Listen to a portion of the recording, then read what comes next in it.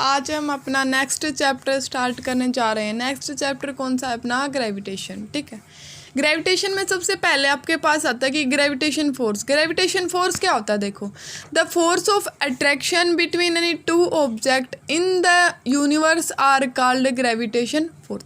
जो gravitation force होता है ना, उसके अंदर हमेशा क्या होता है? अट्रैक्शन होता है। ठीक है, ग्रेविटेशन फोर्स के आपके पास डेफिनेशन क्या होगी? The force of attraction between any two object in the universe are called gravitation force. Gravitation force क्या होता है कि द फोर्स ऑफ अट्रैक्शन हो आपके पास, कोई भी आपके पास दो ऑब्जेक्ट हो, ठीक है, उनके बीच में आपके पास क्या होगा? अट्रैक्शन होगा, क्योंकि ग्रेविटेशन फोर्स हमेशा क्या होता है? ऑलवेज अट्रैक्टिव होता है। ठीक है, between two object in the universe के अंदर कोई भी आपके पास दो ऑब्जेक्ट है, उनके बीच में क्या है? Force of attraction. तो उसको आप क्या बोलोगे? आर कॉल्ड ग्रेविटेशन, उसको आप ग्रेविटेशन फोर्स बोलोगे। इसकी डेफिनेशन आपके पास हो गई, the force of attraction between any two object in the universe are called gravitation force. The force of gravitation due to the earth is called gravity. जो force of gravitation होता है due to अर्थ के ऊपर जो force of gravitation लगता है उसको आप क्या बोलोगे? इट्स ड्यू टू अर्थ, वो आपका क्या कहलाएगा? Gravity. The force of gravitation due to earth आपका क्या होगा? ग्रेविटी। उसको आप क्या बोलोगे? Gravity. Newton gave a law for gravitational force between any two object. This law is known as universal law of gravitation. जो न्यूटन था उसने क्या बताया था? उसने एक लॉ दिया था, ग्रेविटेशन फोर्स का एक क्या दिया था? लॉ दिया था। उसने क्या बताया था कि बिटवीन एनी टू ऑब्जेक्ट, दो ऑब्जेक्ट के बीच में क्या होगा? फोर्स ऑफ अट्रैक्शन होगा। तो उसको आप क्या बोलोगे? ग्रेविटेशन फोर्स बोलोगे। ठीक है, तो this law is known as universal law of gravitation. इस लॉ को आप क्या बोल सकते हो? Universal law of gravitation. अगर आपका एग्जाम्स में यूनिवर्सल लॉ ऑफ ग्रेविटेशन आ जाता है तो भी आपको ये वाली डेफिनेशन लिखनी है, या फिर ग्रेविटेशन फोर्स आ जाता है तो भी ये वाली डेफिनेशन लिखनी है।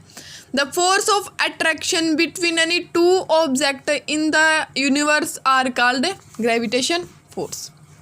इसके बाद जो आपके पास नेक्स्ट टॉपिक आता है वो क्या आता है? देखो, न्यूटन्स लॉ ऑफ ग्रेविटेशन। जो न्यूटन का लॉ ऑफ ग्रेविटेशन था, न्यूटन ने जो लॉ ऑफ ग्रेविटेशन दिया था वो क्या था?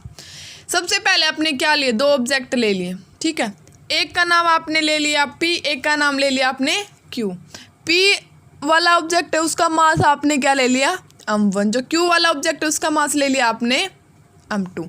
जो F फोर्स है वो कौन सा फोर्स है? फोर्स लगा रहा है कौन? P पॉइंट के ऊपर जो फोर्स है वो F फोर्स है। वो आपका कौन सा फोर्स रिप्रेजेंट करता है? जो Q पॉइंट के ऊपर जो फोर्स है वो कौन रिप्रेजेंट करता है? F। ये क्या होता है? ऑलवेज अट्रैक्टिव, मतलब हमेशा क्या करते हैं? एक दूसरे को अट्रैक्ट करते हैं। जो ग्रेविटेशनल फोर्स होता है वो किसके बीच में होता है? जब आपके पास दो ऑब्जेक्ट हो उनके बीच में क्या होगा? फोर्स ऑफ अट्रैक्शन होगा। तो उसको आप क्या बोलोगे? Gravitation force. ठीक है, तो यहाँ से सेंटर की डिस्टेंस, यहाँ से सेंटर तक आपने क्या किया है कि लाइन ज्वाइन कर दी। सेंटर से सेंटर तक की डिस्टेंस आपने क्या ले ली? R ले ली। ठीक है, अब देखो ये क्या है? जो आपका ग्रेविटेशन फोर्स होता है वो क्या होता है? Always attractive. तो ये इसके ऊपर फोर्स लगा रहा है, ये उसके ऊपर, तो दोनों क्या कर रहे हैं? एक दूसरे को अट्रैक्ट कर रहे हैं। ठीक है, अब देखो स्टेटमेंट क्या है इसकी? Every object in the universe attract every other object with a force is directly proportional to the product of masses and inversely proportional to the square of the distance. देखो, जो भी आपके यूनिवर्स के अंदर जो भी बॉडी क्या करती है? अट्रैक्ट करती है। ठीक है, जब भी आपके पास दो बॉडीज के बीच में क्या होता है? फोर्स ऑफ अट्रैक्शन होता है। उसको आप क्या बोलते हो? न्यूटन्स लॉ ऑफ ग्रेविटेशन बोलते हो। ठीक है, न्यूटन्स लॉ ऑफ ग्रेविटेशन के अंदर आपकी दो इक्वेशन बनेंगी। देखो कैसे बनेंगी आपकी इक्वेशन? एक तो ये बनेगी, every object in the universe attract every other object. Universe के अंदर कोई भी ऑब्जेक्ट है, ठीक है, वो अट्रैक्ट कर रहा है दूसरे ऑब्जेक्ट को विद ए फोर्स। कुछ क्या लग रही है उसके ऊपर? है फोर्स, कुछ फोर्स के साथ। Is directly proportional to the product of masses. एक इक्वेशन तो आपकी ये भी बनेगी कि force is directly proportional to the masses. Masses आपने कौन से लिए हैं, एक तो मास m1 लिया, एक मास कौन सा लिया है, m2। तो force is directly proportional to the m1 m2। एक इक्वेशन बन गई आपके पास।